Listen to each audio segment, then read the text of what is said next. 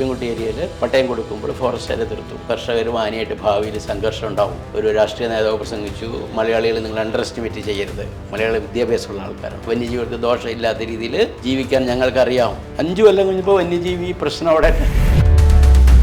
കൃഷിസ്ഥലങ്ങളിലൊക്കെ ആന ഇറങ്ങുന്നതൊക്കെ വളരെ കുറവായിരുന്നു. പക്ഷെ ഇന്ന് അത് സ്ഥിരം കേട്ടുകൊണ്ടിരിക്കുകയാണ് നമ്മൾ, കൃഷിസ്ഥലത്ത് ഇറങ്ങുന്നതും കൃഷി നശിപ്പിക്കുന്നതും ഒക്കെ. അതെന്തുകൊണ്ടാണ്?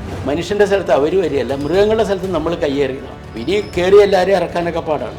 അപ്പോൾ വലിയ കൊമ്പനാനയുടെ ബുദ്ധി എന്ന് പറഞ്ഞൊരു 5 വയസ്സുള്ള കുട്ടിയുടെ ബുദ്ധിയായിരിക്കും. അവൻ പോകുന്ന സ്ഥലത്ത് നമ്മൾ കൊണ്ട് പൈനാപ്പിളും കരിക്കും കപ്പളങ്ങയൊക്കെ വെച്ചിട്ടുണ്ടെങ്കിൽ ഇത് ഓട്ടോമാറ്റിക്കായിട്ട് കഴിക്കാനായിട്ട് വരും. ആനമല എന്ന് പറഞ്ഞിട്ടുണ്ടെങ്കിൽ പണ്ട് കാലത്ത് 10ഉം 100ഉം ആനകളുണ്ടായിരുന്ന വലിയ വലിയ കൂട്ടങ്ങൾ സ്വതന്ത്രമായിട്ട് വിഹരിച്ചിരുന്ന പശ്ചിമഘട്ടത്തിൻ്റെ ഒരു പ്രദേശമാണ് ആനമല. ഇപ്പോൾ ആനമലയുടെ വടക്ക് നമുക്ക് നീലമലയാണ്. നീലമല സ്നേക്സാണ്, പാമ്പുകൾ കൂടുതലാണ്. തെക്ക് അഗസ്ത്യമല, ലോകത്ത് വേറെ എവിടെ ഇല്ലാത്ത അനേകം സസ്യങ്ങൾ ഉള്ള സ്ഥലമാണ്. അപ്പോൾ നമ്മൾ ഭാഗ്യവാന്മാരാണ്. പക്ഷേ മുറ്റത്തെ മുല്ലയ്ക്ക് മണമില്ല എന്ന് പറയുന്ന പോലെ നമുക്കിതിൻ്റെ വാല്യൂ അറിയില്ല. കാട് വെട്ടുമ്പോൾ ഫോറസ്റ്റുകാർ കേസെടുക്കുന്നത് ആ വ്യക്തികളോടുള്ള വിരോധം മൂലമല്ല, ഈ പ്രകൃതി വിഭവങ്ങൾ കയ്യേറുന്നവനും സമൂഹദ്രോഹിയാണെന്നും അത്ര ആൾക്കാരെ അവജ്ഞയോടെ പെരുമാറേണ്ട ആൾക്കാരും അവർ they should put behind bars. മനുഷ്യനും വന്യജീവികളും തമ്മിലുള്ള സംഘർഷങ്ങൾ നാൾക്കുനാൾ വർദ്ധിച്ചു വരുന്ന സാഹചര്യത്തിൽ കാടിൻ്റെയും നാടിൻ്റെ യാഥാർത്ഥ്യങ്ങളെക്കുറിച്ചും ഒരു വനപാലകൻ്റെ ജീവിതത്തെക്കുറിച്ചുമാണ് നമ്മളിന്ന് കേൾക്കാൻ പോകുന്നത്. ഇന്ന് നമ്മളോടൊപ്പം ഉള്ളത് റിട്ടയർഡ് DFO ഇന്ദുചൂടൻ സാറാണ്. നമസ്കാരം സാറിനിപ്പോൾ 30-35 വർഷത്തെ സർവീസ് ജീവിതമുണ്ട്. അപ്പം ഈ ജീവിതത്തിലെല്ലാം കാടിനോട് ചേർന്ന് നിന്ന് പ്രവർത്തിച്ച ഒരു വ്യക്തി എന്ന നിലയിൽ എന്താണ് പറയാനുള്ളത് ജീവിതത്തെ? വാസ്തവത്തിൽ ഇത് കാണുമ്പോൾ നമ്മൾ പ്രകൃതിയിൽ നിന്ന് എത്രമാത്രം അന്യവത്കരിക്കപ്പെട്ടു എന്നുള്ളതാണ്. പ്രകൃതിനെ ഇണങ്ങിച്ചേർന്ന് ജീവിക്കുന്ന ഒരു ശൈലിയായിരുന്നു നമുക്കുണ്ടായിരുന്നത്. കാലം പോകും തോറും സാങ്കേതികമായിട്ടുള്ള നൂതനമായിട്ടുള്ള ശാസ്ത്ര സാങ്കേതിക വിദ്യകൾ വികസിച്ച് വരുന്നതോടുകൂടി ആൾക്കാർക്ക് എങ്ങനെ റൂമിൻ്റെ ഉള്ളിൽ തന്നെ അനങ്ങാണ്ടിരിക്കാം എന്നുള്ളൊരിതായി. അപ്പം പണ്ട് നമ്മൾ പറയില്ല, ഞാനും എൻ്റെ ഭാര്യയും തട്ടാനും മാത്രം മതി എന്നുള്ള ഒരു സ്ഥിതിയിലേക്ക്. അപ്പോൾ ലോകത്തിൽ നമ്മൾ ജീവിക്കണമെങ്കിൽ, ശാശ്വതമായിട്ട് ജീവിക്കണമെങ്കിൽ മറ്റു ജീവജാലങ്ങൾ വേണം. തീർച്ചയായിട്ടും മറ്റു സർവ്വചരാചരങ്ങളുണ്ടെങ്കിലേ ഭൂമിയിൽ ജീവിക്കാനായിട്ട് സാധിക്കുള്ളൂ. ആ ഒരു കാഴ്ചപ്പാട് നമുക്ക് പോയി. പക്ഷേ നമുക്ക് ജീവിക്കണമെങ്കിൽ പ്രകൃതിയിലെ വിഭവങ്ങളെ ആശ്രയിച്ചേ തീരുതാനും. അതേ സമയത്ത് നമ്മൾ ആശ്രയിക്കും തോറും അത് കുറഞ്ഞു വരും. പക്ഷെ നമുക്ക് ഇവരെ ആശ്രയിക്കാതെ ജീവിക്കാനും സാധിക്കില്ല. അത് കുറഞ്ഞാലും അതിനെ സംരക്ഷിക്കണം. അപ്പോൾ അങ്ങനെ മനുഷ്യനും പ്രകൃതിയും തമ്മിലൊരു ഗാഢമായിട്ടുള്ള ഒരു ബന്ധമുണ്ട്. അപ്പോൾ ഭാരതത്തെ സംബന്ധിച്ച് നമ്മുടെ പൂർവികർ ഇത് വ്യക്തമായിട്ട് മനസ്സിലാക്കിയിരുന്നു, അഗാധമായിട്ടുള്ളൊരു ബന്ധം. അതുകൊണ്ട് പ്രകൃതി ജീവിക്കണം, പ്രകൃതിക്ക് ഇണങ്ങി ജീവിക്കുക എന്നുള്ളൊരു ശൈലി ഉണ്ടായിരുന്നു. അപ്പോൾ മുഴുവൻ ചരാചരങ്ങളോടൊപ്പം ഒരു കോ എക്സിസ്റ്റൻസ്, സഹജീവനം. ആ സഹജീവനത്തിൻ്റെ സന്ദേശം എവിടെയോ നമുക്ക് നഷ്ടപ്പെട്ടു ആധുനിക സമൂഹത്തിൽ. സ്വാർത്ഥത കൂടിക്കൂടി, ഈവൻ നന്ദി വരെ പാരൻസിനോട് വരെ നന്ദിയില്ല ഇപ്പോൾ ആൾക്കാർക്ക്, കുട്ടികൾക്ക്. അടുത്ത തരം അവരുടെ കുഴപ്പമില്ല. അതായത് rapid pace of technological development ഭയങ്കര സ്പീഡിലാണ്. നമ്മുടെ കഴിഞ്ഞ ഒരു ദശകം നോക്കിയാണെങ്കിൽ വളരെ സ്പീഡിലാണ് ഇത് വികസിച്ച് വന്നത്. അപ്പോൾ എല്ലാം വിരൽത്തുമ്പിലാണ്. മറ്റുള്ളവരെ കുറിച്ച് ചിന്തിക്കാത്തൊരു ജനത വരികയാണ്. അപ്പോൾ അതിന് ഒരു ബോധപൂർവമായിട്ടുള്ള പരിസ്ഥിതി കാര്യത്തിലൊരു ഇടപെടൽ വേണം. അപ്പോൾ അതിന് ബേസിക്കായിട്ടുള്ള കാര്യങ്ങൾ മനസ്സിലാക്കണം. പാരിസ്ഥിതികമായിട്ടുള്ള അടിസ്ഥാന ഘടകങ്ങൾ മനസ്സിലാക്കിയാലും മാത്രമേ ഈ ജീവിതശൈലി മാറ്റാനായിട്ട് സാധിക്കുള്ളൂ. അതെ, സാറിപ്പോൾ വർക്ക് ചെയ്തിരിക്കുന്ന മേഖല ഏരിയ എന്ന് പറയുമ്പോൾ ഇടുക്കി, വയനാട്, നിലമ്പൂർ കാടുകളിലൊക്കെ ആയിട്ട് വർക്ക് ചെയ്ത ഒരാളാണ്. അപ്പോൾ അവിടുത്തെയൊക്കെ ഈ കാടിൻ്റെ ഓരോ രീതിയും ഒക്കെ എങ്ങനെയായിരുന്നു? കാടിൻ്റെ രീതി നമ്മുടെ കേരളത്തിൽ പൊതുവായിട്ടുള്ള ട്രോപ്പിക്കൽ ഫോറസ്റ്റാണ് ഇവിടെ ഇന്ത്യയിലുള്ളത്. ഉഷ്ണമേഖലാ വനങ്ങളാണ്. അതിൽ തന്നെ ചൂട് കൂടിയ സ്ഥലമുണ്ട്, ഡ്രൈ ഡെസിഡസ് ഫോറസ്റ്റ് ഉണ്ട്, മോയ്സ്റ്റ് ഡെസിഡസ് ഉണ്ട്, നിത്യഹരിത വനമുണ്ട്, എവർഗ്രീൻ, ഇങ്ങനത്തെ വനങ്ങളുണ്ട്. ഓരോ വെജിറ്റേഷൻ അനുസരിച്ച്, അതായത് അവിടെ ഉണ്ടാവുന്ന സസ്യജാലങ്ങൾ അവിടുത്തെ കാലാവസ്ഥയോട് ബന്ധപ്പെട്ടിരിക്കുകയാണ്. ആ കാലാവസ്ഥയും സസ്യജാലങ്ങളായിട്ട് ബന്ധപ്പെട്ട ജീവജാലങ്ങൾ അവിടെ ഉണ്ടായിരിക്കും. അപ്പോൾ അത്തരത്തിൽ ഇതെല്ലാം പരിസ്ഥിതിയായിട്ട് ഡീപ്പായിട്ട് ലിങ്കാണ്. പക്ഷേ കേരളത്തിൽ പൊതുവായിട്ട് നമ്മുടെ ഭൂരിഭാഗം പ്രദേശം ഇപ്പോൾ ആനമല ഫോറസ്റ്റ്, എന്തുകൊണ്ട് ആനമല എന്ന് വന്നു പോലും പേര് ഇപ്പോൾ ആൾക്കാർക്ക് അറിയില്ല. ആനമല എന്ന് പറഞ്ഞിട്ടുണ്ടെങ്കിൽ പണ്ട് കാലത്ത് 10ഉം 100ഉം ആനകളുണ്ടായിരുന്ന വലിയ വലിയ കൂട്ടങ്ങൾ സ്വതന്ത്രമായിട്ട് വിഹരിച്ചിരുന്ന പശ്ചിമഘട്ടത്തിൻ്റെ ഒരു പ്രദേശമാണ് ആനമല. ഇപ്പോൾ ആനമലയുടെ വടക്ക് നമുക്ക് നീലമലയാണ്. നീലമല സ്നേക്സാണ്, പാമ്പുകൾ കൂടുതലാണ്. തെക്ക് അഗസ്ത്യമല, അഗസ്ത്യ മുനിയെക്കുറിച്ച് കേട്ടിട്ടുണ്ട്. അഗസ്ത്യ തപസ്സിരുന്ന മല, ധാരാളം അപൂർവങ്ങളായിട്ടുള്ള സസ്യങ്ങൾ, ഔഷധ സസ്യങ്ങൾ, മറ്റു വേറെ ലോകത്ത് വേറെ എവിടെ ഇല്ലാത്ത അനേകം സസ്യങ്ങൾ ഉള്ള സ്ഥലമാണ്. അങ്ങനെ നമ്മുടെ പശ്ചിമഘട്ടം എൻഡമിക് സ്പീഷീസ് എന്ന് പറഞ്ഞാൽ, അതായത് ലോകത്ത് വേറെ എവിടെയും സ്വാഭാവികമായിട്ട് കാണാത്ത സസ്യജന്തുക്കൾ കൂടുതലുള്ള അറൗണ്ട് 50% സസ്യങ്ങളും ജന്തുക്കളും പശ്ചിമഘട്ടത്തിലുള്ളത് ലോകത്ത് എവിടെയും കാണില്ല. അതാണ് നമ്മുടെ കാടിൻ്റെ പ്രത്യേകത. അപ്പോൾ ഈ കേരളത്തിൽ ജീവിക്കുന്ന ആൾക്കാർ, അതാണ് സേവ് വെസ്റ്റേൺ ഘട്ട് ക്യാമ്പയിനൊക്കെ വന്നത് പശ്ചിമഘട്ട. അപ്പോൾ നമ്മൾ ഭാഗ്യവാന്മാരാണ്. പക്ഷേ മുറ്റത്തെ മുല്ലയ്ക്ക് മണമില്ല എന്ന് പറയുന്ന പോലെ നമുക്കിതിൻ്റെ വാല്യൂ അറിയില്ല, വില അറിയില്ല. ഇത് മനുഷ്യരാശികൾ, വരാനിരിക്കുന്ന മനുഷ്യർക്ക് കൂടി അവർക്ക് ഭക്ഷണം ഉറപ്പാക്കുന്ന, അല്ലെങ്കിൽ മരുന്ന് ഉറപ്പാക്കുന്ന, ജീവിക്കാൻ ആവശ്യമുള്ള ശുദ്ധവായു ശുദ്ധജലം ഉറപ്പാക്കുന്ന ചില ഘടകങ്ങളാണെന്ന്. അതുകൂടി നിലനിന്നാലേ നമുക്ക് ജീവിക്കാൻ പറ്റുമെന്നുള്ളത്. അതില്ലാണ്ട് നമുക്ക് ജീവിക്കാൻ സാധിക്കില്ല. ഇപ്പോൾ സാധാരണ ആൾക്കാർ ഫോറസ്റ്റുകാരോട് ആന വന്നു, ഫോറസ്റ്റുകാർ ചീത്ത പറയാണ്. ഈ ആന എന്തിനു വേണ്ടിയാണ് നിൽക്കുന്നത്? ഈ ആന ആവാസ വ്യവസ്ഥയുടെ ഭാഗമാണ്. ആനയും കൂടി ഉണ്ടെങ്കിലേ ഇതാവുള്ളൂ. അതുപോലെ ഇപ്പോൾ കാട് സംരക്ഷിച്ചു, കാട് വെട്ടുമ്പോൾ ഫോറസ്റ്റുകാർ കേസെടുക്കുന്നത് ആ വ്യക്തികളോടുള്ള വിരോധം മൂലമല്ല. ആ കാടുണ്ടെങ്കിലേ കാടിന് നിയമം അനുസരിച്ച് സാധാരണ ജീവിക്കുന്ന, കടപ്പുറത്ത് വരെ ജീവിക്കുന്ന ആൾക്കാർക്ക് വെള്ളവും ഭക്ഷണവും ഉറപ്പാവുള്ളൂ. തീർച്ചയായിട്ടും. പക്ഷേ നിർഭാഗ്യവശാൽ ഇപ്പോൾ കാട് സംരക്ഷണം വനം വകുപ്പിൻ്റെ മാത്രം ചുമതലയായി. വാസ്തവത്തിൽ അങ്ങനെയല്ല വേണ്ടത്. എല്ലാവരും, any police officer or forest officer can take offence എന്നൊക്കെയാണ് നിയമത്തിൽ വരുന്നത്. ഫോറസ്റ്റുകാർ തന്നെ ആവണമെന്നില്ല. അപ്പോൾ ഒരു പഞ്ചായത്തിലെ ജനങ്ങൾക്ക് കുടിവെള്ളം വേണമെങ്കിൽ അവിടെ കാട് വേണം. കാടില്ലെങ്കിൽ കുടിവെള്ളം വയ്ക്കാൻ സാധിക്കില്ല. അപ്പോൾ കാടും മരങ്ങളും നിലനിന്നാലേ അവിടെ, ഇപ്പോൾ കൃഷി വകുപ്പിന് വെള്ളം വേണമെങ്കിൽ, നമ്മൾ കാർഷിക വിളകൾ നട്ട് പരാഗണം നടക്കണമെങ്കിൽ അവിടെ പൂമ്പാറ്റകൾ വേണം. പൂമ്പാറ്റകൾ വേണമെങ്കിൽ അവിടെ കാട് വേണം. ആരോഗ്യവകുപ്പിൻ്റെ പ്രവർത്തനം എടുത്തിട്ടുണ്ടെങ്കിൽ ആൾക്കാർക്ക് നല്ല ആരോഗ്യം വേണം. എന്തെങ്കിലും അസുഖം വന്നാൽ ഉടനെ അവരിടപെടണം. പക്ഷേ ഈ വനം വകുപ്പില്ലെങ്കിൽ, വനം അവിടെ ഇല്ലെങ്കിൽ, നമ്മളല്ലെങ്കിൽ ഭയങ്കരമായിട്ടുള്ള വെള്ളപ്പൊക്കം, ഭയങ്കരമായിട്ട് വരൾച്ച മാറി വരും. ഈ കാലാവസ്ഥയിൽ വ്യതിയാനം സംഭവിക്കുമ്പോൾ ഈ ട്രാൻസിഷൻ ഡിസീസസ് ഉണ്ട്. ഭയങ്കര വെള്ളപ്പൊക്കം ഉണ്ടെങ്കിൽ അസുഖം ഉണ്ടാവും, ഭയങ്കര വരൾച്ച ഉണ്ടെങ്കിൽ അസുഖം ഉണ്ടാവും. ഇത് മാറുമ്പോൾ പ്രത്യേകതരം അസുഖം ഉണ്ടാവും. അപ്പോൾ മിതമായിട്ടുള്ളൊരു കാലാവസ്ഥ വേണമെങ്കിൽ വനം വേണം. ഇപ്പോൾ ഇലക്ട്രിസിറ്റി ബോർഡ് കാട് വെട്ടി ഡാം ഉണ്ടാക്കുന്നു, നമ്മൾ ഫോറസ്റ്റുകാർ ഫൈറ്റ് ചെയ്യുന്നു കൊടുക്കരുതെന്ന് പറഞ്ഞിട്ട്, ഡാം വെള്ളം മുങ്ങിപ്പോകാണ്ട് അതിൻ്റെ ഹൈറ്റ് കുറയ്ക്കണം, അപ്പോൾ കുറച്ച് പരമാവധി ഫോറസ്റ്റ് സംരക്ഷിക്കണം എന്ന് പറയും. പക്ഷേ കാട് കയ്യേറി അതിനോടൊപ്പം ജനങ്ങൾ, ഒരു ഡാം വരുമ്പോൾ അതിൻ്റെ പുറകെ ജനങ്ങളും വരികയാണ്. ഒരു സിറ്റി അവിടെ ഡെവലപ്പ് ചെയ്യുകയാണ്. ഇടുക്കി ജില്ല ഭൂരിഭാഗം അങ്ങനെ ഡെവലപ്പ് ചെയ്തതാണ്. അപ്പോൾ അപ്രകാരം വരുമ്പോൾ എന്താണ്, ആ ഡാമിൽ പിന്നെ വെള്ളമില്ല. മരം വെട്ടിക്കളഞ്ഞാൽ ഡാമിൽ വെള്ളം നിൽക്കുന്ന സ്ഥലത്ത് മണ്ണാണ്, എക്കല നിൽക്കുന്നത്. അപ്പോൾ ഒരു കാൽഭാഗത്തിൽ കൂടെ ഇപ്പോൾ കേരളത്തിലെ എല്ലാ ഡാമിലും മണ്ണാണ്. അപ്പോൾ വെള്ളത്തിൻ്റെ കപ്പാസിറ്റി ഇല്ല. അപ്പോൾ നമ്മൾ ഏതൊരു ഡാമിലെ വെള്ളം കൊണ്ട് കറണ്ട് ഉൽപ്പാദിപ്പിക്കും, ആ കറണ്ട് ഉൽപ്പാദിപ്പിക്കാൻ പറ്റാണ്ടാവും. വെള്ളമില്ല, ഉടനെ തന്നെ പറ്റുകയാണ്. ഇന്ന ഷട്ടർ അടയ്ക്കാൻ പോകണം നമ്മൾ കേൾക്കുമല്ലോ. എല്ലാ ഷട്ടറുകളും പ്രവർത്തിപ്പിക്കാനുള്ള വെള്ളമില്ല. അപ്പോൾ എന്ത് പ്രതീക്ഷിച്ചാൽ നമ്മൾ കാടൊക്കെ വെട്ടി ഡാം ഉണ്ടാക്കി എല്ലാം എക്കൽ കൂടി വരുന്നത് എന്തുകൊണ്ടായിരിക്കും? എക്കൽ കൂടിയാൽ മരം വെട്ടുമ്പോൾ മണ്ണൊലിപ്പുണ്ടാവും. മണ്ണൊലിപ്പുണ്ടാവും, വന്ന് അടിയുമ്പോൾ വെള്ളം മോളിൽ നിന്നാണ് ഡാമിൽ നിന്ന് വെള്ളം പോണത്. അപ്പോൾ താഴെ അങ്ങനെ തന്നെ നിൽക്കും. അപ്പോൾ എക്കൽ നിൽക്കും. വെള്ളം നിൽക്കുന്ന സ്ഥലത്ത് എക്കൽ നിൽക്കുമ്പോൾ വെള്ളം കുറവും. അപ്പോൾ പെട്ടെന്ന് തന്നെ വെള്ളം എടുക്കുമ്പോൾ ഒരു 3 മാസം പ്രവർത്തിക്കുമ്പോൾ വെള്ളമില്ല. എക്കൽ നിൽക്കുന്നുണ്ട്, അടുത്ത വെള്ളം വരുമ്പോൾ വെള്ളത്തെ കണ്ടെയ്ൻ ചെയ്യേണ്ടതാണ്. എക്സസ് ആയിട്ട് വരുന്ന വെള്ളത്തെ പിടിച്ചു നിർത്താനാണ് റിസർവയർ. അവിടെ എക്കൽ നിൽക്കണ കാരണം പെട്ടെന്ന് ഓവർഫ്ലോ ചെയ്യും. ഇനി അങ്ങോട്ടുള്ള കാലത്തും വെള്ളത്തിന്റെ തോത് കുറഞ്ഞു വരും. ഒരു ഡാമിന് ഉദ്ദേശിച്ച കപ്പാസിറ്റി ഉണ്ടാവില്ല. അപ്പോൾ നമ്മൾ ഇതൊക്കെ ചെയ്ത് വൃഥാവിലായി. നമ്മൾ വ്യവസായങ്ങളുണ്ടാക്കി, ഇപ്പോൾ ഈ കറണ്ട് ഉപയോഗിച്ച് ഇൻഡസ്ട്രി പ്രവർത്തിപ്പിക്കാമെന്ന് വിചാരിച്ചു, ഉടനെ അവർ പവർ കട്ട് വരികയാണ്. അപ്പോൾ ജീവിതത്തിൻ്റെ സമസ്ത മേഖലകളെയും ബാധിക്കുന്ന ഒരു കാര്യമാണ് പരിസ്ഥിതി എന്ന് പറയുന്നത്. അതുകൊണ്ട് ഇത്തവണത്തെ തീം എന്ന് പറഞ്ഞാൽ പരിസ്ഥിതിക്ക് വേണ്ടി നമ്മൾ ആവേശം കൊള്ളുക, ഭാവിക്ക് വേണ്ടി, കാലാവസ്ഥയ്ക്ക് വേണ്ടി, സുസ്ഥിരമായിട്ടുള്ള കാലാവസ്ഥയ്ക്ക് വേണ്ടി, ഭാവിക്ക് വേണ്ടി, പ്രകൃതിയുടെ കാര്യത്തിൽ നമ്മൾ ആവേശം കൊണ്ട് എല്ലാവരും യു ഷുഡ് ഇൻസ്പയർ. നമ്മൾ സ്റ്റാൻഡപ്പ് ആൻഡ് അറ്റൻഷൻ വർക്ക് എന്നൊക്കെ പറയില്ലേ, ഓൺ ദ ടോസ്, മുള്ളുമ്പോൾ നിന്നിട്ട് നമ്മൾ പ്രവർത്തിക്കണം പ്രകൃതിക്ക് വേണ്ടി. അല്ലെങ്കിൽ നമുക്ക് മനുഷ്യജീവന് അധികം ആയുസ്സില്ല എന്നുള്ളതാണ്. അപ്പം ഈ സൈലന്റ് വാലിയുടെ പ്രാധാന്യത്തെക്കുറിച്ച് എന്താണ് പറയാനുള്ളത്? സൈലന്റ് വാലിയുടെ പ്രാധാന്യം, ഇപ്പോൾ എല്ലാ സ്ഥലത്തും വനങ്ങളുണ്ട്. പക്ഷേ സൈലന്റ് വാലിയുടെ ഒരു പ്രത്യേകമായിട്ടുള്ളൊരു എൻഡമിക് സസ്യങ്ങൾ ധാരാളമുള്ള സ്ഥലമാണ്.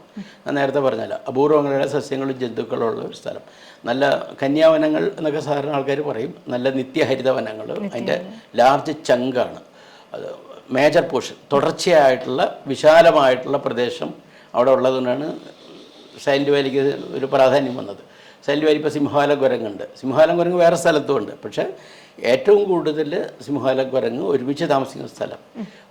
മിനിമം വയബിൾ പോപ്പുലേഷൻ എന്ന് പറയും. ഒരു ജീവി വംശം നിലനിൽക്കണമെങ്കിൽ 8 10 ഉണ്ടായാൽ പോരാ, അതിൻ്റെ ഒരു കൂട്ടം വേണം. അല്ലെങ്കിൽ ക്രോസ് ബ്രീഡിങ്, അല്ലെങ്കിൽ ഇതൊക്കെ കഴിഞ്ഞിട്ടേ ക്രോസ് ബ്രീഡിംഗ് ഒക്കെ നടക്കണമെങ്കിൽ വലിയൊരു എണ്ണം വേണം. ആ എണ്ണം ഉണ്ടെങ്കിൽ മാത്രമേ ഈ ജീവികൾക്ക് ജീവിക്കാൻ പറ്റുള്ളൂ. അങ്ങനെയുള്ള ഒരു വലിയ പ്രദേശമാണ് സൈലൻറ്റ് വാലി. ധാരാളം സസ്യങ്ങൾ, അവിടെ മാത്രമുള്ള സസ്യങ്ങൾ അനേകം റിപ്പോർട്ട് ചെയ്തിട്ടുണ്ട്. അവിടെ മാത്രമുള്ള ജന്തുക്കളുണ്ട്. പിന്നെ ഈ സിംഹവാലൻ കുരങ്ങിനാണ് ഏറ്റവും പ്രാധാന്യം എന്ന് പറഞ്ഞത്. സിംഹവാലൻ കുരങ്ങ് വേറെ സ്ഥലത്തുണ്ട്, ഇത് വെട്ടിയാലും കുഴപ്പമില്ല എന്ന് ആൾക്കാർ പറഞ്ഞു. പക്ഷേ വയബിൾ പോപ്പുലേഷൻ, അതായത് സുസ്ഥിരമായിട്ടുള്ള ജനസംഖ്യ ഉറപ്പുവരുത്തുന്നതിനുള്ള എണ്ണം ജീവിക്കുന്ന ഒരു സ്ഥലം, അതും ഒരു സ്ഥലം മാത്രം ഉണ്ടെങ്കിൽ ബാക്കി സ്ഥലം വെട്ടാമെന്നോ അങ്ങനെയല്ല. 1 2 3 സ്ഥലങ്ങൾ വേണം. കാരണം ഒരു സ്ഥലത്ത് എന്തെങ്കിലും അസുഖം ഒന്ന് കംപ്ലീറ്റ് പോയി. ഇപ്പോൾ തേക്കടിയിൽ പണ്ട് പുള്ളിമാൻ ഉണ്ടായിരുന്നു, പ്രത്യേക അസുഖം വന്നു, പുള്ളിമാൻ മുഴുവൻ മരിച്ചുപോയി, അങ്ങനെ ഇല്ലാണ്ടായി. അപ്പോൾ ഒരു സാധനം ഇല്ലാണ്ടായിട്ടുണ്ടെങ്കിൽ ഒരു പ്രദേശത്ത് ഇല്ലാണ്ടായ വേറെ എവിടെയില്ല. നമ്മൾ ഒരേ പാത്രത്തിൽ കണ്ട എല്ലാം മുട്ട ഇടരുതെന്ന് പറയല്ല, പല സ്ഥലത്തും കൊണ്ട് മുട്ട ഇടണം എന്നാലും ജീവിക്കണം. അപ്പോൾ അതേപടി ഉള്ള സ്പീഷീസ് തന്നെ 3 4 പ്രദേശങ്ങളുണ്ടെങ്കിൽ ശാശ്വതമായിട്ട് ജീവിക്കുള്ളൂ. കാരണം ഓരോ സ്പീഷീസും പ്രധാനപ്പെട്ടതാണ്. നമ്മൾ ശരിക്കും നോക്കിയാൽ ദൈവം കയ്യബദ്ധം പറ്റിയൊരു സ്പീഷീസ് ഉണ്ടാക്കിയിട്ടില്ല. ഇല്ല, എല്ലാ സ്പീഷീസിനും അതിൻ്റേതായിട്ടുള്ളൊരു പങ്കുണ്ട്, തീർച്ചയായിട്ടും ഒരു ഇക്കോളജിക്കൽ റോൾ. അത് പാരിസ്ഥിതികമായിട്ടുള്ളൊരു പങ്ക് നിർവഹിക്കാനായിട്ട് എല്ലാ ജീവജാലങ്ങൾക്കും ഉണ്ട്.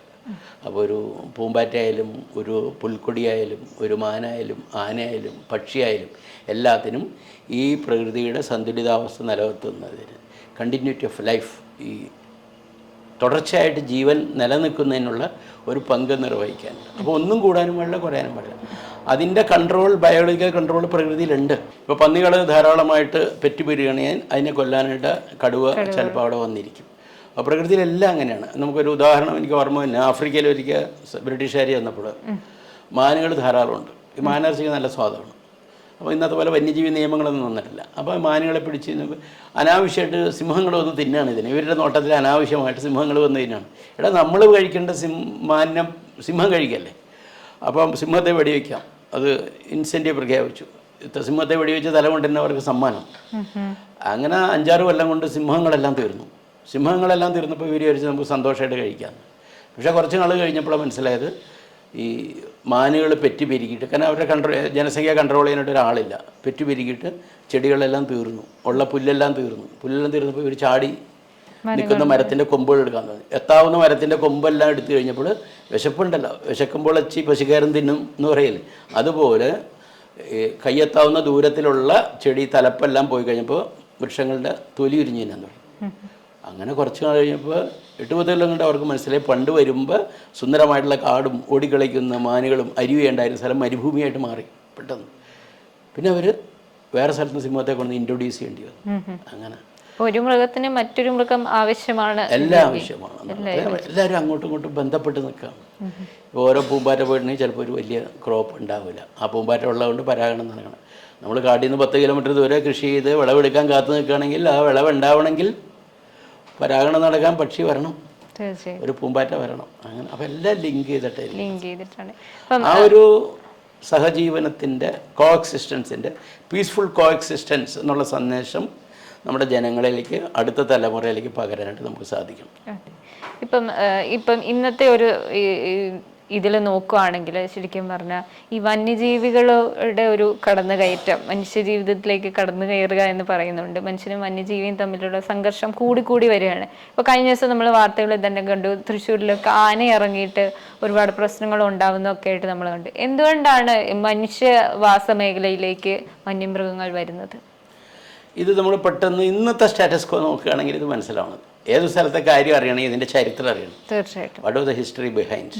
അപ്പോൾ എത്രയായിരുന്നു നമ്മുടെ കേരളത്തിലെ വനം വിസ്തൃതി, എത്രയായിരുന്നു, ഇപ്പോൾ എത്രയുണ്ട്? ഇപ്പോൾ ഞാൻ എൻ്റെ സർവീസിൽ കയറിയ ശേഷം തന്നെ ലക്ഷക്കണക്കിന് ഹെക്ടർ വനം അപ്രത്യക്ഷമായിട്ടുണ്ട്. ജനങ്ങളുടെ എണ്ണം കൂടിയിട്ടുണ്ട്.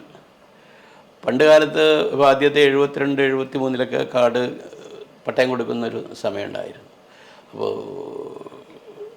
മൂന്നാറിനപ്പുറത്ത് സ്ഥലത്ത് പൂയംകുട്ടി ഏരിയയിൽ പട്ടയം കൊടുക്കുമ്പോൾ ഫോറസ്റ്റുകാർ എതിർത്തു.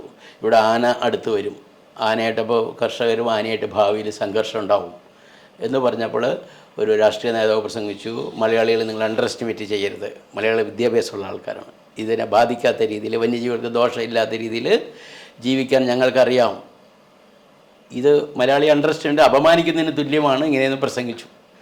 5 കൊല്ലം കഴിഞ്ഞപ്പോൾ വന്യജീവി പ്രശ്നം അവിടെ ഉണ്ടായി.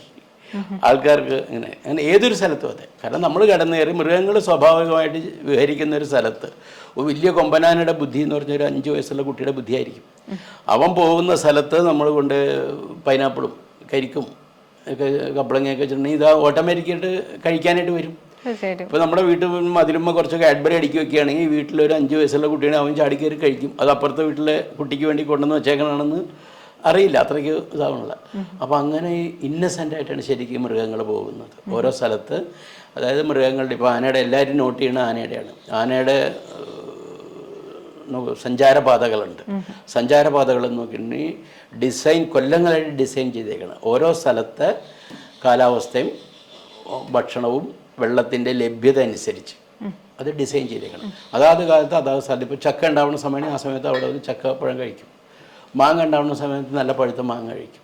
അല്ലാത്ത സമയത്ത് വേറെ ഏതെങ്കിലും ചെടിയുടെ കായ്കൾ കഴിക്കും. അത് ഏത് സ്ഥലത്ത് എങ്ങനെ ഉണ്ടാവും. അതിൻ്റെ അടുത്ത് വെള്ളം, അവിടെ പോയി വെള്ളം കുടിക്കുക, ഈ സാധനം കഴിക്കുക. ഈ മൃഗങ്ങളെ സംബന്ധിച്ച് സ്വതന്ത്രമായിട്ട് ഇങ്ങനെ നടക്കണമെന്ന് മാത്രമേ ഉള്ളൂ. ഭക്ഷണം കഴിക്കുക, സുഖമായിട്ട് പറയാം, ആരും ഉപദ്രവിക്കണമെന്നില്ല. മനുഷ്യനാണ് ഇതെല്ലാം കഴിഞ്ഞിട്ട് അവരിരിക്കുന്ന സ്ഥലത്തേക്ക് ഒന്ന് പോയി നോക്കാം വിചാരിച്ച് പോണത്. മൃഗങ്ങളങ്ങനെ നോക്കില്ല, അവനവൻ്റെ സ്ഥലത്ത് ഇരിക്കും. അങ്ങനെയാണ്.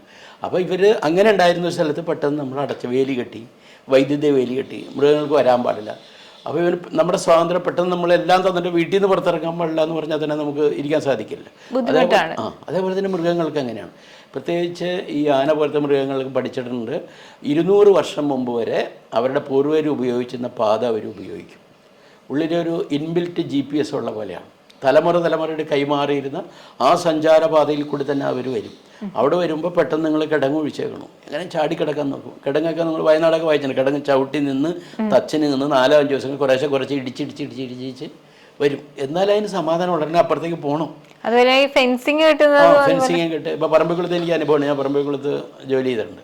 ആ സമയത്ത് ആ കിടങ്ങിലേക്ക് വെള്ളം കിഴക്കോട്ട്, സാധാരണ നമ്മുടെ കേരളത്തിലെ വെള്ളമെല്ലാം പടിഞ്ഞാട്ടുള്ളൂ, കിഴക്കോട്ട് തമിഴ്നാട്ടിലേക്ക് കൊണ്ടുപോകാൻ വേണ്ടിയാണ് കിടങ്ങ് ഒഴിച്ചേക്കുന്നത്. അപ്പോൾ ഡാം കെട്ടി വെള്ളം നിർത്തിയിട്ട് വെള്ളം തടഞ്ഞ് നിർത്തിയിട്ട് കിഴക്കോട്ട് തിരിച്ചു വിടാണ്. അപ്പോൾ സൈഡിൽ മൃഗങ്ങൾ വീഴാണ്ടിരിക്കാൻ വേണ്ടി ആ കിടങ്ങിൻ്റെ സൈഡിൽ നല്ല ഇലക്ട്രിക് ഫെൻസ് ഉണ്ടായിട്ടുണ്ട്. മൃഗങ്ങൾ നോക്കും, പെട്ടെന്ന് അതിൻ്റെ വഴി അടയുമ്പോൾ ഒന്ന് ഉള്ളിൽ നിന്നുള്ള ഉൾവിളിയുടെ അവർ നോക്കും. ആദ്യമൊക്കെ കൊമ്പ് വെച്ചൊക്കെ കുത്തി നോക്കും. അപ്പോൾ കൊമ്പ് വെച്ച് പറ്റാത്ത അത്ര ശക്തിയായിട്ട് കിട്ടിയാണെങ്കിൽ കുറച്ച് കഴിയുമ്പോൾ ശരിക്കും നമുക്ക് അനുഭവം ഉണ്ട്. നമ്മൾ കണ്ടിട്ടുണ്ട്. ഉണക്കത്തേക്ക് പറിച്ചെടുത്ത് കൊണ്ടിട്ട് തേക്കിൻ്റെ കഴകൾ പറിച്ചു കൊണ്ടുവന്ന് അവിടെ ഇട്ടിട്ട് ചവിട്ടും. അപ്പോൾ ഇതിൻ്റെ ബുദ്ധി പരമാവധി ഉപയോഗിക്കേണ്ടത്. നമുക്കുള്ള പോലെ തന്നെ റീസണിങ് ഉണ്ട്. പരിസ്ഥിതി അനുസരിച്ച് ആണെങ്കിൽ ജീവിക്കണം അവർ. അല്ലെങ്കിൽ തൊലി ഉണക്കും. കൊമ്പ് കൊണ്ടിട്ട് തൊലി ഉണക്കി 2-3 മാസം കഴിഞ്ഞിട്ട് ഈസിയായിട്ട് ഒടിച്ചിട്ട് അത് വെച്ചിട്ട് ശരിക്കും ചവിട്ടുമ്പോൾ ലിവർ ആക്ഷൻ ആണല്ലോ. ഇത്തിരി ദൂരെ തേക്കിടും, എന്നിട്ട് അതിൻ്റെ തുമ്പ് ചവിട്ടും. അപ്പം മെല്ലെ ചവിട്ടിയാണ്. അപ്പോൾ എങ്ങനെ ഇവർ ഈ സയൻസ് പഠിച്ചു എന്നറിയില്ല. എല്ലാ ജീവജാലങ്ങൾക്കുള്ളിൽ ഒരു ഡിവൈൻ ഗൈഡൻസ് ഉണ്ട്. എങ്ങനെ അതിജീവിക്കണം എന്ന് അവർക്കറിയാം. ഈ ഗൈഡൻസ് ഉള്ളത് കൊണ്ടാണ് ഈ ജീവജാലങ്ങൾക്ക് ജീവിക്കാനായിട്ട് സാധിക്കണം. അപ്പോൾ ഈ മൃഗങ്ങളുടെ സ്വാഭാവികമായിട്ടുള്ള വിഹാര രംഗത്ത് നമ്മൾ കയറി കയ്യാണ്. വസ്തുത നമ്മൾ മനസ്സിലാക്കേണ്ടത് മനുഷ്യൻ്റെ സ്ഥലത്ത് അവർ വരികയല്ല, മൃഗങ്ങളുടെ സ്ഥലത്ത് നമ്മൾ കയ്യേറിയതാണ്. അപ്പോൾ ഇനി കയറി എല്ലാവരെയും ഇറക്കാനൊക്കെ പാടാണ്. എത്രയോ ഇപ്പോൾ ഞാൻ 30 കൊല്ലം സർവീസ് എന്ന് പറഞ്ഞാൽ എത്ര ലക്ഷക്കണക്കിന് ആൾക്കാർക്ക് പട്ടയം കൊടുത്തതിന് ശേഷം. അപ്പോൾ അത്രയും ഭൂമി പോയി എന്നർത്ഥം. അപ്പോൾ ഇനിയുള്ളവരെ ഇറക്കുക വിഷമമാണ്. പക്ഷേ ഇനി കൂടുതലായിട്ട് ആൾക്കാർ കയറാതെ ഇത് എങ്ങനെ തടയാൻ സാധിക്കും? മനുഷ്യർക്ക് ഈ ബോധ്യം വരണം. മൊത്തം സമൂഹത്തിൽ ഇപ്പോൾ ഒരാൾ ബസ്സിൽ വെച്ച് ഒരാളുടെ മാല പൊട്ടിക്കുന്നു, അല്ലെങ്കിൽ ഒരു പെൺകുട്ടിയെ ഉപദ്രവിച്ചു. നമ്മുടെ സമൂഹ മനസാക്ഷിയുണ്ട്, അത് പാടില്ല എന്നൊരു സമൂഹ മനസാക്ഷിയുണ്ട്. അത് തടയാൻ നോക്കും. അത് ചെയ്തവനൊരു ദുഷ്ടനായിട്ട്, സമൂഹത്തിന് കൊള്ളാത്തവനായിട്ട് നമുക്കൊരു ബോധ്യമുണ്ട്. ഇപ്പം അത് മാറും. കുറച്ച് കഴിയുമ്പോൾ അത് മാറും. മൂല്യം നഷ്ടപ്പെട്ടുകൊണ്ടിരിക്കുകയാണ്. പക്ഷേ ഇതേപോലെ ഈ പ്രകൃതി വിഭവങ്ങൾ കയ്യേറുന്നവനും സമൂഹദ്രോഹിയാണെന്നും അത്ര ആൾക്കാരെ അവജ്ഞയോടെ പെരുമാറേണ്ട ആൾക്കാരും അവർ they should put behind bars. അവർ ജയിലിലടയ്ക്കപ്പെടേണ്ടവരാണെന്നുള്ള ഒരു സമൂഹ ബോധ്യം വേണം. കാരണം അവർ ഒരു മരം വെട്ടുമ്പോൾ ഒരു മരം മാത്രമല്ല അവർ ഉപദ്രവിക്കുന്നത്, ആ മരത്തിൽ ജീവിക്കുന്ന സർവ്വജീവജാലങ്ങളെ. ആ വെള്ളം ആകാശത്ത് വീഴുമ്പോൾ അകത്തേക്ക് ഇറക്കാനുള്ള മെക്കാനിസമാണ്, അത് ഇല്ലാണ്ടാക്കുകയാണ്. അടിയിൽ കൂടെ ഒരു വെള്ളത്തിൽ കൂടെ ഒരു മരത്തിൻ്റെ ഉള്ളിൽ കൂടെ വെള്ളം ഇറങ്ങിയിട്ട് അടിയിലെ സുഷിരങ്ങൾ വഴി കടപ്പുറത്തെ കടലിൽ കയറുന്നത് തടസ്സപ്പെടുത്തി നിൽക്കുകയാണ്. ഒരു ഞരമ്പുകളുണ്ട്. ഇപ്പോൾ മുകളിൽ നമ്മൾ കാണുന്ന കടൽ അകത്തേക്ക് കയറാൻ ശ്രമിക്കുന്നതിൽ അടിയിൽ കൂടെ ഒരു തള്ളിച്ചയുണ്ട്. അതിനെ ഈ വേരുകളിൽ കൂടെ കിനിഞ്ഞിറങ്ങിയ വെള്ളമാണ് തടയുന്നത്. അതിൻ്റെ ഒരു ബാലൻസ് ഉണ്ട്. അപ്പോൾ ഇവിടെ നമ്മളൊരു മരം വെട്ടുമ്പോൾ ഒരു 1-2 ഞരമ്പ് ഫ്രീ ആക്കി വിട്ടു, അത്രയും വെള്ളം അകത്തേക്ക് കയറും. അങ്ങനെ ഉപ്പുവെള്ളം അകത്തേക്ക് കയറി വേനൽക്കാലത്ത് ഇത് ആവിയായി പോകുമ്പോഴാണ് സലൈനാവണത്. ഉപ്പുവെള്ളം ഒന്ന് വെള്ളം ആവിയാൽ സലൈനാവും. സെക്കൻഡറി സലൈനിറ്റി എന്ന് പറയും, ഒരു ഭീഷണി. അപ്പോൾ നമ്മളിവിടെ ഒരു മരം വെട്ടുമ്പോൾ അവിടെ 1 ഇഞ്ച് ഭൂമി നമുക്ക് നഷ്ടപ്പെട്ടു. അപ്പോൾ ആയിരക്കണക്കിന് മരം വീഴുമ്പോൾ ആയിരക്കണക്കിന് ഇഞ്ച് നമുക്ക് നഷ്ടപ്പെട്ടു. അപ്പോൾ മലയുടെ മുകളിൽ നിൽക്കുന്ന ഒരു മരം, അത് പക്ഷികൾക്ക് ആവാസ വ്യവസ്ഥ ഉണ്ടാക്കുന്നു, പരാഗണം നടത്താനുള്ള ജീവികൾക്ക്, പൂമ്പാറ്റകൾക്ക് ജീവിക്കാൻ ആവാസ വ്യവസ്ഥ ഉണ്ടാക്കുന്നു. അതേസമയത്ത് കയറി വരുന്ന കടലിനെ താങ്ങി നിർത്തുകൂടിയാണ് ചെയ്യുന്നത്. അപ്പോൾ ഇത് കുറയും തോറും ഈ കടലൊക്കെ കയറി വരും.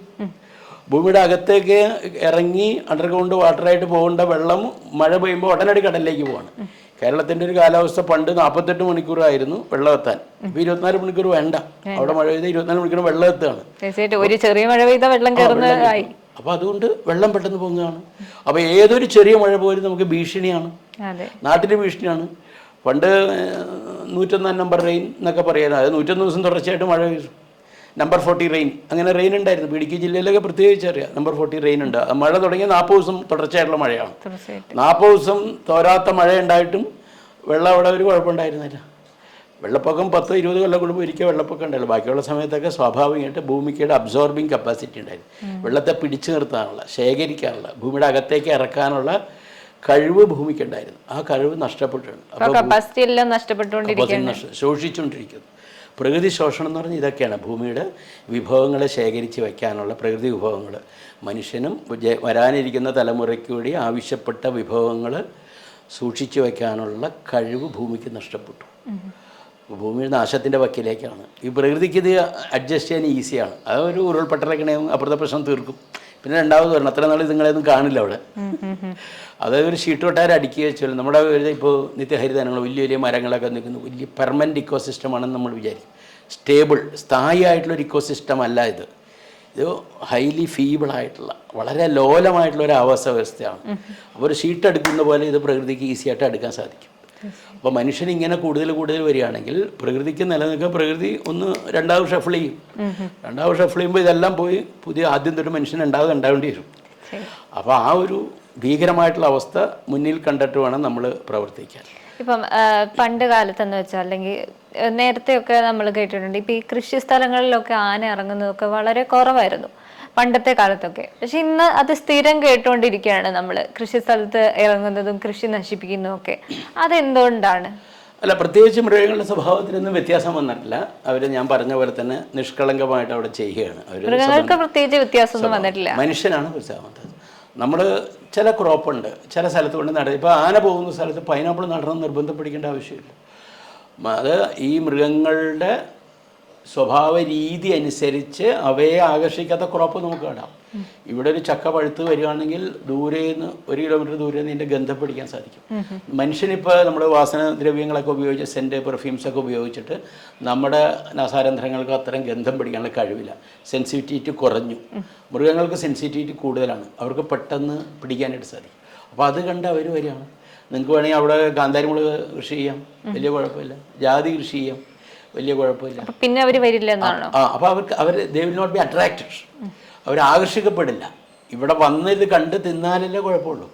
അപ്പം മൃഗങ്ങളെ ആകർഷിക്കുന്ന രീതിയിൽ നമ്മളിത് നട്ടുപിടിപ്പിച്ചിട്ട് ചെയ്യുന്നതാണ്. അവരുടെ ആവാസ വ്യവസ്ഥ ഒഴിവാക്കി ചെയ്യണം, സഞ്ചാരപാതകൾ ഒഴിവാക്കി ചെയ്യണം.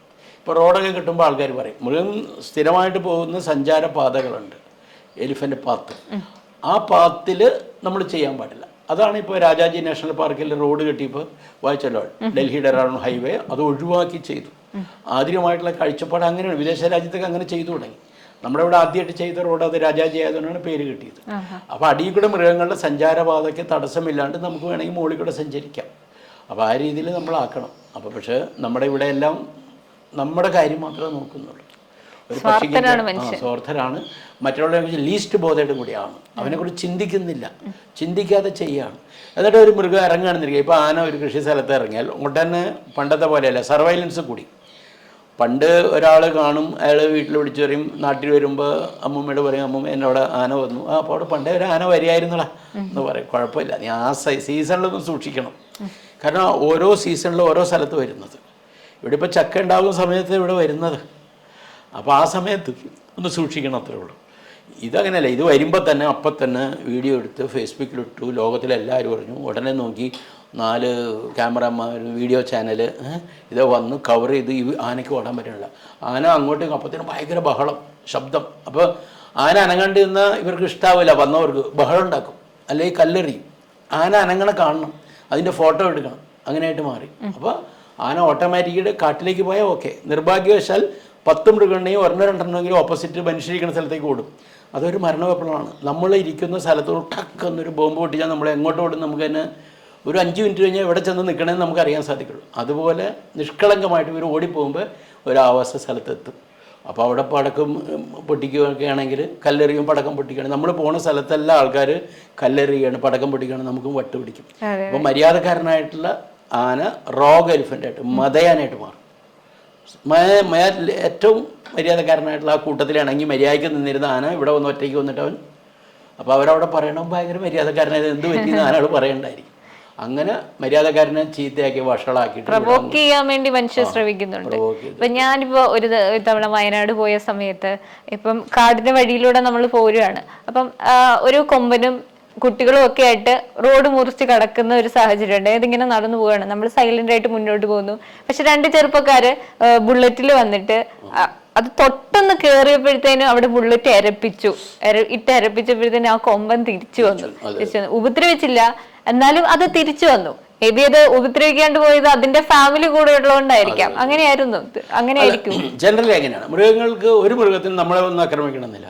ഇന്നലെ ആന ഒരാളെ കൊന്നു, കൊലയാളിയായിട്ടുള്ള ആന ഇറങ്ങി എന്നൊക്കെ പറയുമ്പോൾ പോത്ത് ഒരാളെ കൊന്നു, ഇങ്ങനെ കൊലയാളി എന്ന് പേര് വിളിക്കണമെങ്കിൽ തന്നെ എന്തായിരിക്കണം? വീട്ടിൽ നിന്ന് ഇറങ്ങുമ്പോൾ തന്നെ ഒരുത്തിനെ കൊല്ലണം എന്ന് വിചാരിച്ച് ഇറങ്ങി കൊന്ന് തിരിച്ചു പോകുന്നവനാണ് കൊലയാളി. മറ്റേങ്ങല്ല, ഇത് ആക്സിഡൻ്റൽ ഇതാണ്, എല്ലാം ആക്സിഡൻ്റലാണ്.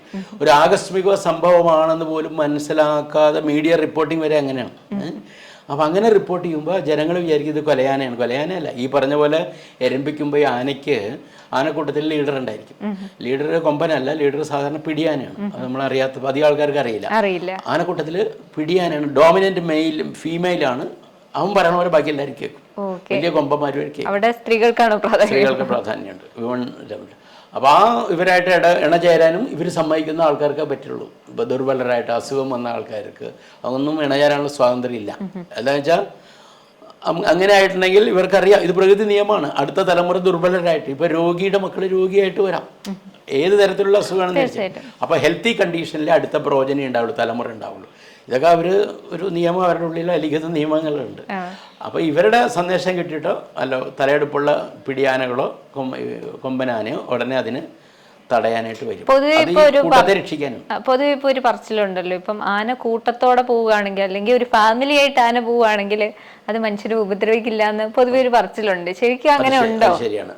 അതിൻ്റെ കൂട്ടം രക്ഷിക്കുക. അതിൻ്റെ കുട്ടികൾ പല ഏജിലുള്ള ആൾക്കാരാണ്. കൊച്ചുകുട്ടികളെ കൊണ്ട് കുഴപ്പമുണ്ടാക്കാണ്ട് പോകണമെന്നായിരിക്കും അവരുടേത്. ഒറ്റക്കൊമ്പൻ വരുമ്പോൾ ഒറ്റക്കൊമ്പനും ഇതുപോലെ ഉപദ്രവിക്കണമെന്ന് വിചാരിച്ചിട്ടല്ല.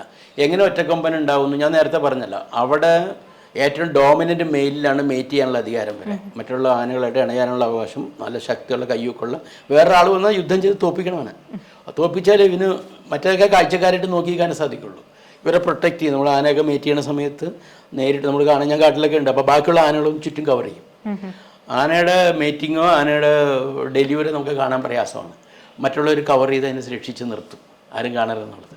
അപ്പോൾ അങ്ങനെ ഒരു ഡോമിനൻ്റ് മെയിലായിട്ട് ഒരാൾ പെട്ടെന്നൊരു കൊമ്പൻ ചെറുപ്പക്കാരൻ വന്നിട്ട് ഡോമിനൻ്റ് ആവുകയാണെങ്കിൽ, അല്ലെങ്കിൽ കൂട്ടം തെറ്റി വന്ന വേറൊരു ആന ഇവിടെ വന്നിട്ട് അവനും ഡോമിനൻ്റ് അവർ തമ്മിൽ ഫൈറ്റ് ഉണ്ടാകുമ്പോഴാണ് തോറ്റ ആൾ പുറത്തേക്ക് പോകും. തോറ്റാൾ പുറത്തേക്ക് പോകുമ്പോൾ ഇന്നലെ വരെ അല്ലെങ്കിൽ കഴിഞ്ഞ 8-10 വർഷമായിട്ട് അനുഭവിച്ച സുഖങ്ങളെല്ലാം പെട്ടെന്ന് അവനാകെ ഫ്രസ്ട്രേറ്റഡ്, എന്തുകൊണ്ടാലും തട്ടിത്തെറിക്കുന്ന ആൾക്കാരെ ചില ഗുണ്ടകളൊക്കെ ചെന്ന് അങ്ങനെയുണ്ടാവില്ല. അവൻ്റെ സ്വാതന്ത്ര്യം മുഴുവൻ പോയി. ആ ദേഷ്യം ആയിട്ട് നിൽക്കുമ്പോഴാണ് നമ്മൾ ആരെയും ചെല്ലണത്, തട്ടിക്കളഞ്ഞങ്ങോട്ട് പോകും. അത്രേ ഉള്ളൂ. അവൻ വേണമെങ്കിൽ ആ ട്രാൻസിഷൻ പീരീഡിൽ ഒറ്റക്കമ്പം പ്രോബ്ലമാറ്റിക് ആയിരുന്നു. അവൻ അടുത്ത കൂട്ടത്തിൽ ചെല്ലുമ്പോൾ ഇവിടുന്ന് ദുബായിൽ നിന്നൊക്കെ ഇവിടുത്തെ വലിയ നേതാക്കന്മാർ അവിടെ പോയിട്ട് മര്യാദയ്ക്ക് പണിയെടുക്കുമല്ലോ. ഇവിടെ ഒരു ദിവസം പോലും പണിയെടുക്കാത്ത നേതാക്കന്മാർ യൂണിയൻ്റെ പേരിൽ അവിടെ ചെന്ന് മര്യാദയ്ക്ക് പണിയെടുക്കുന്ന ആൾക്കാരായിട്ട് മാറുന്ന പോലെ ഈ ഡോമിനൻ്റ് മേലും അക്രമിയായിരിക്കും. പക്ഷെ അവിടെ ചെന്ന് മര്യാദയ്ക്ക് വേറെ തന്നെ ഇവിടെ ആ കൂട്ടത്തിൽ അനങ്ങാണ്ട് കൂടും. അപ്പൊ ഇതിനാണ് 2 കൊമ്പന്മാർ തമ്മിൽ ഏറ്റുമുട്ടുന്നത്. ഇതാണ് മെയിൻ, ഈ ഡോമിനൻസിക്ക് വേണ്ടിയാണ്, അത് ആധിപത്യം. അത് പക്ഷേ നല്ലതാണ്. ഏറ്റവും നല്ല കഴിവുള്ളവൻ്റെ മക്കളുണ്ടാവുള്ളൂ. നമ്മളെല്ലാ കുഞ്ഞിനും ജീവിപ്പിക്കാൻ നോക്കുകയാണ്. പ്രകൃതിയിൽ അങ്ങനെയില്ല. അസുഖമുള്ള ആൾക്കാർ തട്ടിപ്പോണം.